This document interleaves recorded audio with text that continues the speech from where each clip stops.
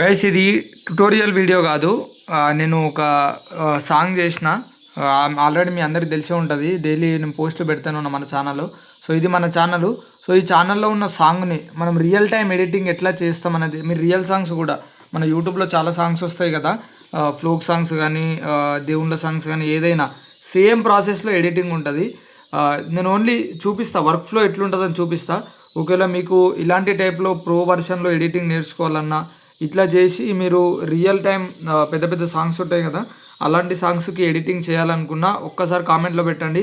నేను టోటల్ ఇది work flow మొత్తం ఫుల్ వీడియో చేస్తా. బట్ మీకు ఒక శాంపుల్ కోసం నేను చూపిస్తా, మీకు ఐడియా రావడానికి.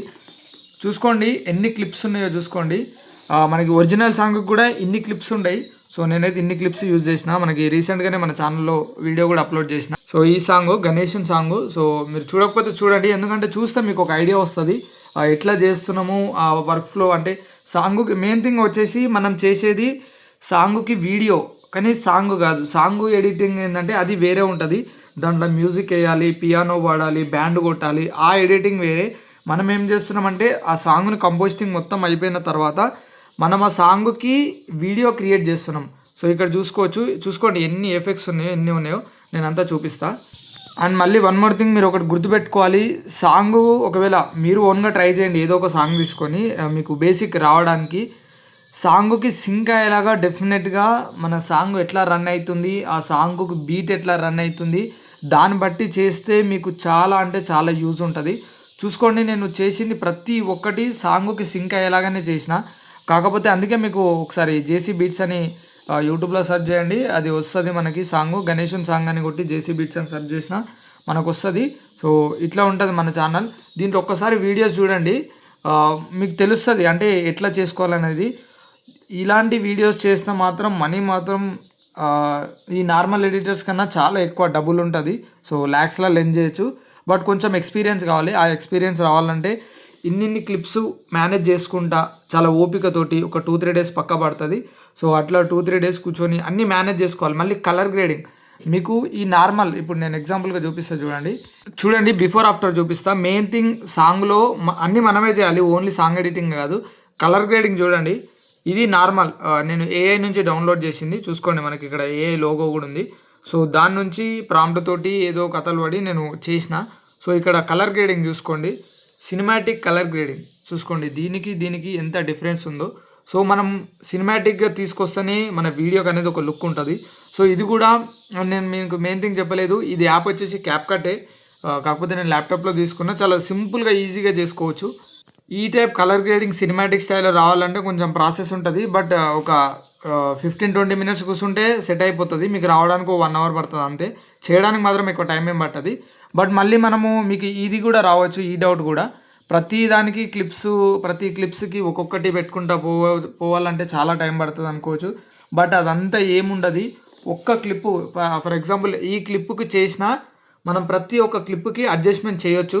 సో అదే అనమాట సాంగ్లో ఎడిట్ చేసేది ఏముంటుంది అనేది. సో అవన్నీ కావాలనుకుంటే మీరు ఒక్క కామెంట్ చేయండి, నేను డెఫినెట్గా చేయడానికి ట్రై చేస్తా. నేను పీసీలో చేస్తా, మీరు మొబైల్లో కూడా చేసుకోవచ్చు. మన మొబైల్ కాకపోతే మొబైల్లో ఇన్ని క్లిప్స్ ఇంత డ్యూరేషన్ 4 మినిట్స్ దాకా ఉంటుంది. 5 మినిట్స్ 6 మినిట్స్ సాంగ్స్ కూడా ఉంటాయి. అవి సపోర్ట్ చేయకపోవచ్చు. సో అందుకే ట్రై చేస్తే ఇలా ట్రై చేయండి, లేకపోతే అలా కూడా ట్రై చేయండి. నేనైతే ట్రై చేయలేదు. బట్ చూసుకోండి ఎన్ని వీడియో క్లిప్స్ ఉంటాయో. బట్ డెఫినెట్గా నన్ను నమ్మండి, ఇలాంటి ఎడిటింగ్ మీరు నేర్చుకున్నారనుకోండి, నార్మల్గా అలైట్ మోషన్ అవి కాకుండా, మీకు మీ లైఫ్కి అనేది చాలా అంటే చాలా యూజ్ అవుతుంది. ఎందుకంటే ఇవన్నీ పెద్దవి మీకు తెలిసే ఉంటుంది. సాంగ్ అనేది ఎంత డిమాండ్ ఉంటుందో, సో దానికి ఎడిటింగ్ కూడా చాలా డిమాండ్. కలర్ గ్రేడింగు, ఈ క్లిప్స్ అరేంజ్మెంటు అన్నీ నేను ఏదో ఏఐ తోటి చేసిన. బట్ బయటనైతే వాళ్ళు క్లిప్స్ ఇస్తారు, అవన్నిట్లని మాడిఫై చేసి దీంట్లో విఎఫ్ఎక్స్ ఏముండదు.